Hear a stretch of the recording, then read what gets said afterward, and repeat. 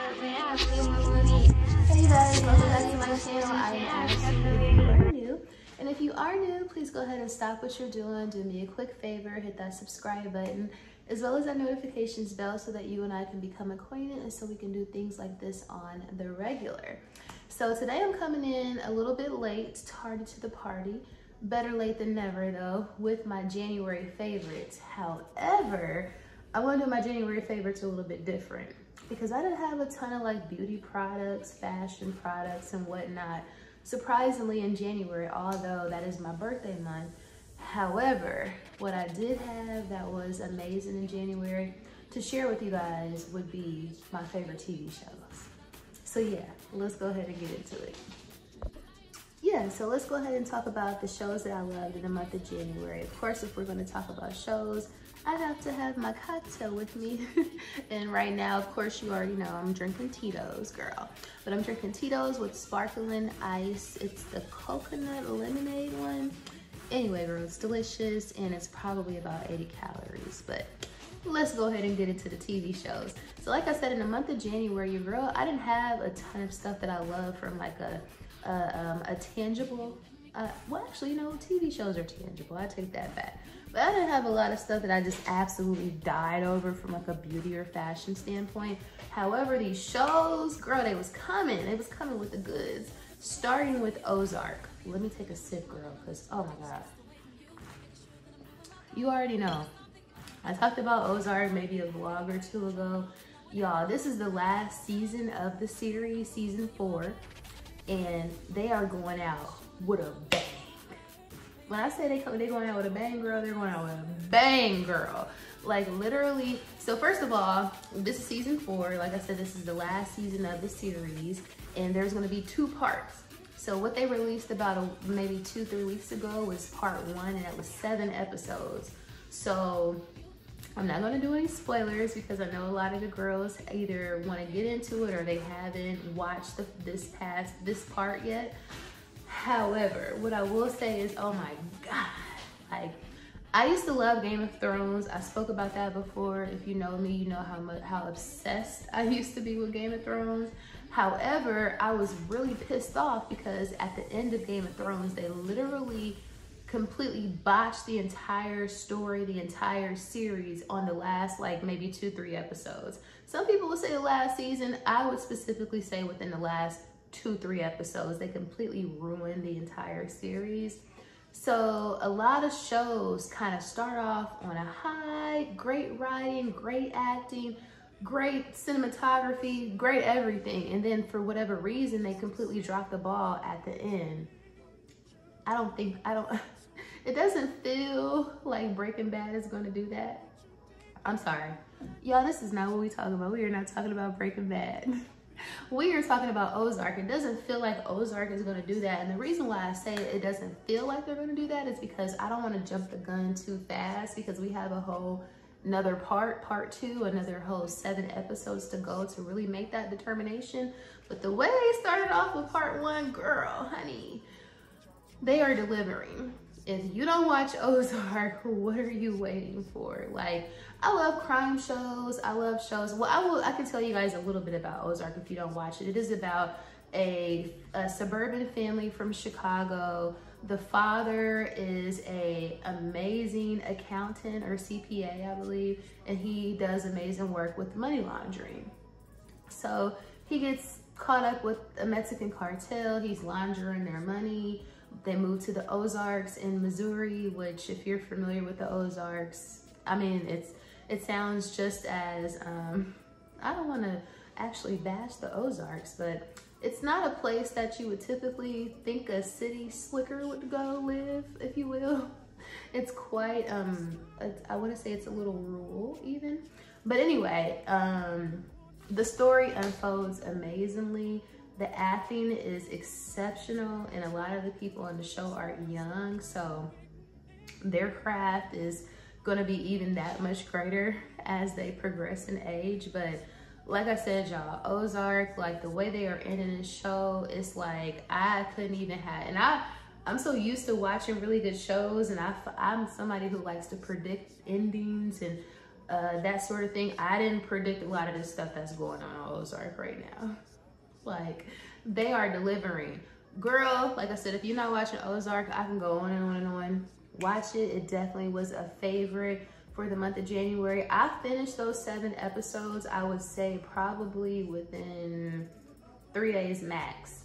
I was fearful though, because initially I didn't realize that there was going to be 2 parts to the last season. So I'm like, oh, let me hurry up and watch it, because I don't want Instagram to spoil it for me, because it's the last of the last. But girl, no, there's a whole nother part coming out. But needless to say, it was amazing. Watch it. It was definitely my #1 favorite for the month of January as it pertains to TV shows. Second TV show I want to discuss for the month of January would be Euphoria. When you think of the word euphoria, or euphoria, however you're saying it technically, you think of bliss. You think of nirvana, if you will. You think of happiness and probably like rainbows and dandelions. And girl, no, it's not that, girl. It's not that. A lot of y'all probably watch it, but if you don't watch it, Euphoria is a show on HBO starring, oh, also, excuse me, Ozark is on Netflix. I know y'all probably already know this, but Ozark is on Netflix. I forgot to mention that. Euphoria is a show on HBO starring the wonderful Zendaya, honey. Zendaya is everything. She actually won an Emmy. This is season 2 that just started this past month, season 2 of Euphoria. However, this is Zendaya, she's the star, and last season she actually won a Primetime Emmy for her portrayal in Euphoria as the character Rue, girl. What I will say for those of us who don't watch it, because I don't want to spoil the show and give anything out, because I, again, highly recommend this show. Zendaya is a drug addict. So this is a show about high school students for the most part. And Zendaya, who again is such an incredible actress, I cannot rave about her acting ability enough. She plays a high school drug addict, and in the first season, she is kind of coming out of rehab and she's in recovery and that sort of thing. Second season, a lot changes, we'll just say that.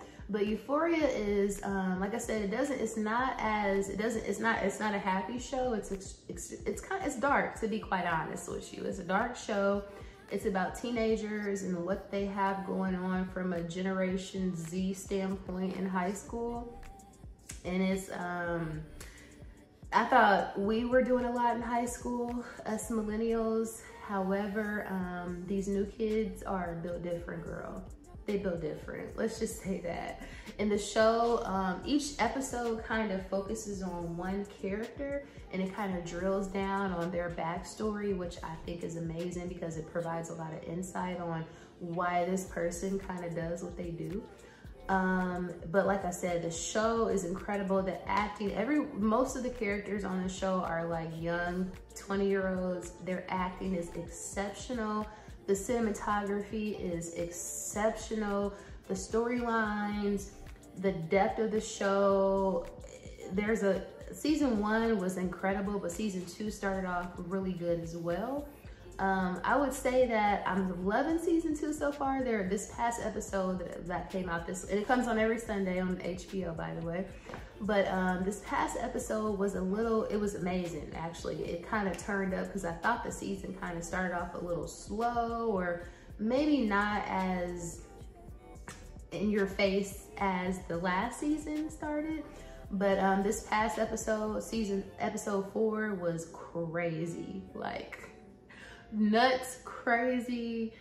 It's one of those shows where it's like anything can happen, girl. So you're gonna be on the edge of your seat. So get ready, buckle up, put on your seatbelt, and girl, let's go. But again, Euphoria, highly recommended. Amazing show, and it's only halfway through the season, so you got time to catch up. Highly, highly, highly recommended. Girl, I need another sip. Third show I want to discuss would be Ladies Who List Atlanta. Of course, as a lady in Atlanta, I'm probably a little partial. However, It comes on OWN. It comes on OWN. Ladies Who List Atlanta. It comes on 9 o'clock on Friday nights, if I'm not mistaken. Amazing show. A lot of the girls that are on the show are girls who I have followed on social media for quite some time. So I know these girls are actually out there doing the deals and making that coin and looking amazing while doing it. But it's a very interesting show. They show it's kind of similar to Selling Tampa on Netflix, if you guys watch that, but there's a lot more what I would consider a lot more transactions as it pertains to this show so far. And I think they're only like halfway through the season, but you just get to see Black excellence, Black women. Of course, anytime there's it's a reality show. Anytime there's a reality show, there's gonna be a certain level of cattiness or messiness to the show. But what I will say is these girls are delivering. These girls are delivering. They actually have the numbers to kind of back up, you know, the reason for being on the show, if you will. It's refreshing to see people that look like you being really successful and on TV. So, and I'm somebody who's always been interested in real estate. Like, that's always been a passion of mine or interest of mine. So it's just really dope to see these girls doing their thing, and like I said, slaying the looks while doing it. So shout out to the girls. I know y'all probably not definitely watching this, but I highly recommend, if you're interested in getting into it, if you need a reality show to watch, Ladies Who List Atlanta definitely should be on your watch list. And the last show that I will bring up would be another OWN show, actually, and that is going to be Ready to Love. I have a few gripes about Ready to Love. However, what I will say is that I'm still watching it. To me, it's not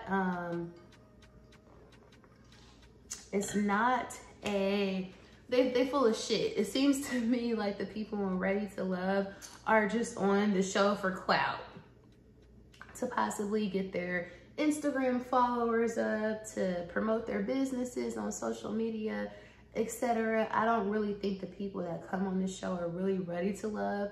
However, it's representation. You know, it's like a lot of people that are in my age group, mid-30s, early 40s, and it's just refreshing to see Black successful people that are within your age group that are interested in love, because typically on like dating shows, it's like for people like in their their early 20s. So it's just refreshing to see people who have been around the block. Maybe you've had a marriage or two, maybe you have a child or two, and you have a little bit more experience, and they just keep the show kind of spicy. And the reason why I have gripes about Ready to Love is because none of the couples really last on this show. Like, nobody really ever gets like married. And I'm somebody who also loves Married at First Sight, that comes on Lifetime. That's not on my January favorites list though. But on Married at First Sight, it's a little bit different, because obviously they're getting married at first sight. It's a legal marriage. So a lot of these people get divorced, but a lot of these people also end up together for years with babies, etc., that sort of thing. So it would be a little bit more refreshing, I would say, if the people on Ready to Love were to kind of take it a little bit more seriously. However, it's still extremely entertaining, and it's very relatable, a lot of their situations. So I recommend Ready to Love. I know a lot of y'all probably already watch it, but I would definitely say that despite my gripes about the show, I still tune in every Friday night at 8 o'clock, girl. I ain't gonna lie. And they just ended their last season. It was in DC. Every season moves to a different city. They've been in Atlanta, they've been in Houston, and now they're in DC. Well, they were in DC on the past season, which just ended like maybe 2 weeks ago.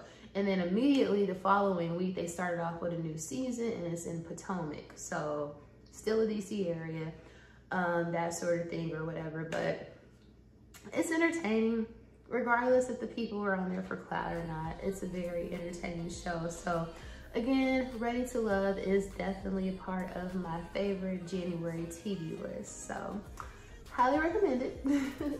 But that concludes my January favorites from a TV show standpoint. If you made it to the end, Besos. I greatly appreciate you. If you watch any of these shows, Ozark, Ladies Who List Atlanta, Euphoria, or the last show, Ready to Love, comment down below. Of course, let your girl know. And if your favorite shows are not on my favorite list, I only have 4 shows, comment down below, because your girl is always intrigued and interested to watch something new. So put your girl on. But again, thank you so much for watching. Don't forget to like, share, comment, and subscribe. And I will see you girls and guys in next week's video.